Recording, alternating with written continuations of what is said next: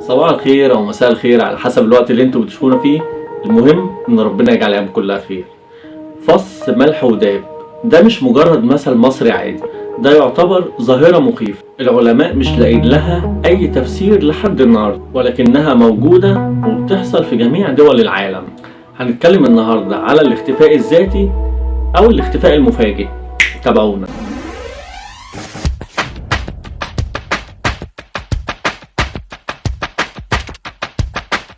هل فكرة ان انت ممكن تكون واقف بتكلم حد وفجأة ما تشوفوش وكأنك بتكلم نفسك وخلاص، وتلاقيه فجأة اتبخر زي المية وملوش اي وجود؟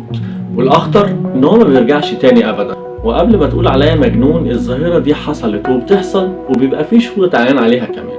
واول حادثة هنتكلم عليها النهاردة حصلت سنة 1880 ومتسجلة كمان في سجلات الشرطة الامريكية، وكمان جه ذكرها في كتاب اسمه الاختفاء الخارق للطبيعة، وده كتاب لكاتب وباحث معروف واللي اسمه رودني ديفيز. طب ايه اللي حصل في القصة دي؟ بص يا سيدي، انا احكي لك. اللي حصل ان كان في مزارع واقف في الارض الزراعية بتاعته في مدينة اسمها جولتن في امريكا، والمزارع ده اسمه ديفيد لانج، وكان واقف معاه في نفس المكان مراته وولاده الاتنين والست اللي كانت شغالة معاهم في الارض. ده غير شخصين جم يقابلوا ديفيد في المزرعة، منهم القاضي بتاع البلد دي، وواحد تاني كان جاي يشتري من ديفيد المزرعة. ولكن أول ما وقفت العربية اللي بتجرها الخيول اللي فيها الضيوف، مشي ديفيد في اتجاههم عشان يقابل الضيوف. حصل اللي مش ممكن أي عقل يستوعبه.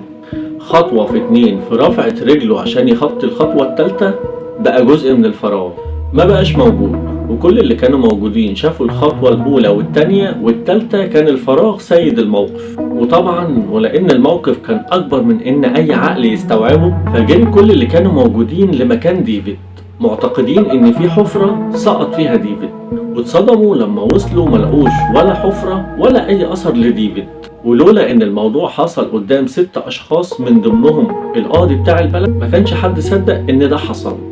طيب ديفيد كان ماشي واختفى في العدم، انما جيمس تيدفورد كان قاعد جوه اتوبيس، والاتوبيس بيتحرك بسرعه، وكان في اكتر من 15 شخص شهدوا على الواقعه دي. لكن عايز اقول حاجه قبل ما احكي قصه تيدفورد، اوضح حاجه بس ليها علاقه بالموضوع. لان تيدفورد كان من قريه امريكيه اسمها بنينجتون في ولايه فيرمونت. المنطقه دي حصل فيها ظواهر اختفاء بنفس الطريقه او الشكل الغريب ده في الفترة ما بين 1945 ل 1950. حالات الاختفاء اللي اتسجلت كانت لعدد مش صغير للناس، منهم صيادين اختفوا قدام زمايلهم في غمضة عين، وولد 8 سنين، وواحدة ست اسمها باولا ويلدون، وغيرهم كتير. وكل الناس دي اتبخرت واختفت في لمح البصر، وده اللي خلى منطقة بنينجتون تتسمى باسم مثلث بنينجتون، لأن اللي كان بيحصل فيها هو اللي كان بيحصل في مثلث برمودا بالظبط. الفرق الوحيد هنا هي شهرة مثلث برمودا والاختفاء اللي بيحصل جوه مثلث برمودا. نرجع بقى لقصة تيدفورد. تيدفورد كان رجل عسكري سابق في الجيش، عمره تقريبا 56 سنة، ما كانش ليه قرايب كتير، وكان ليه زوجة اختفت في ظروف غامضة، وبعدها جاله اكتئاب وانعزل عن الناس، وبعدها راح عاش في دار مسنين في قرية تانية بعيدة عن بنينجتون. في اليوم اللي اختفى فيه تيدفورد كان متجه من الدار لقريته عشان يروح يزور ناس قرايبه ويرجع للدار تاني. ركب الاتوبيس، والاتوبيس تقريبا كان فيه اكتر من 15 راكب. اتحرك الاتوبيس مباشر للقرية لان ما كانش فيه محطات يقف فيها قبل بنينجتون. كل اللي في الاتوبيس شافوا تيدفورد وهو راكب الاتوبيس وقعد على كرسي ونام كمان. ولكن عند محطة الوصول حصلت الكارثة. محطة الوصول كانت بنينجتون زي ما قلت لك، وأول ما الأتوبيس دخل المحطة اختفى تيدفورد. اللي حصل إن اللي كانوا معاه في الأتوبيس أول ما الأتوبيس وقف راحوا يصحوا تيدفورد علشان يستعد للنزول، ولكن لقوا كرسي فاضي. تيدفورد اتبخر ملوش أي أثر، شنطة هدومه ومحفظته كانوا موجودين، وهو اختفى. ولحد النهاردة محدش قدر يلاقي تفسير لاختفائه، ولا لقوا جثة ولا لقوا أي معلومة تدل على اختفائه. تيدفورد اختفى من الوجود للأبد. طيب دي قصة أشخاص، ممكن حد يقول إن الشخص ده ممكن يكون هرب، اتخطف، اتقتل، ملقوش جثته، لكن إزاي مجتمع كامل يختفي؟ من سنة 71 كان في 5 أشخاص بيخيموا في منطقة أحجار سوتنجهانج في إنجلترا، الشباب كانوا ناصبين خيامهم في مكان واحد في منطقة الأحجار، وكانوا سهرانين ومولعين نار وبيدخنوا وبيغنوا، وفي منطقة قريبة كان في ناس تانية واقفة تتفرج عليهم. وعلى الفجر ضرب البرق منطقة الأحجار، وسمعوا الشهود صريخ الشباب.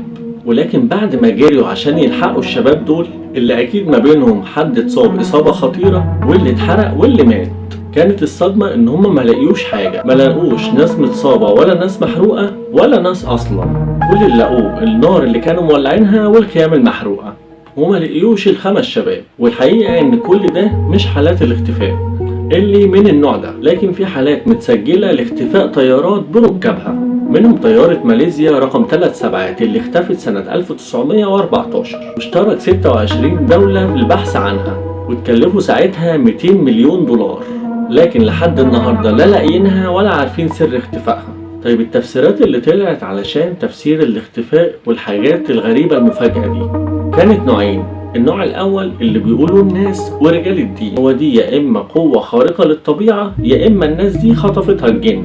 وبعيدا عن الجن والحاجات العجيبة، مجموعة من الفيزيائيين بيقدموا تفسيرات أغرب مبنية على نظريات مكلكعة. الجماعة دول بيقولوا إن الشخص المختفي دخل في البعد الرابع. يعني إيه الكلام ده؟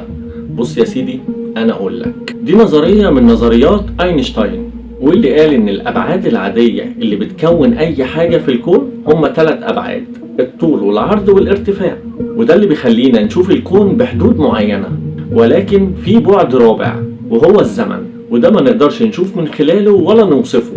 وإن الناس اللي اختفت دي عدت من بوابة زمنية وخلتها مش متشافة. بطريقة بسيطة كده، لو حد قدامك بيحرك كوباية من على ترابيزة، انت هتشوف الكوباية وهي بتترفع وهي بتتشال، واللي انت شايفه بيتأثر بالزمن اللي خده الشخص في رفع الكوباية. لكن لو الشخص رفع الكوباية في أقل من جزء من الثانية، انت مش هتقدر تشوفها. ده اللي بتقوله نظريات. وبتقول كمان ان الانسان لو اتحرك بسرعة الصوت، يعني في جزء من الثانية، مش هيبقى متشاف. وتقول كمان لو الإنسان اتحرك بسرعة الصوت، يعني في أقل من جزء من الثانية، هيتحول هو كمان لطاقة، والطاقة مش متشافة. لكن هيفضل كل الكلام ده مجرد نظريات على وقت، لكن ما نقدرش نستوعب النظريات دي في وقتنا الحالي، لكن هتفضل طريقة نفسر بيها أي حاجة مش لاقين لها تفسير عقلاني. بس كده. وفي النهاية أحب أشوف رأيك طبعا في كومنت، سواء مؤيد أو معارض للقصص. مجرد تعليقك وتفاعلك شرف ودعم لي. سلام. مبسوط معاكم واتمنى طبعا دعمكم، وما تنسوش تتابعونا على صفحتنا على الفيسبوك وعلى الانستجرام، والسبسكرايب الجميل واللايك والشير والتعليقات اللي هرد عليها طبعا بنفسي، واللي ما فعلش الجرس يفعل الجرس عشان لو في جديد يوصله كل جديد. شكرا.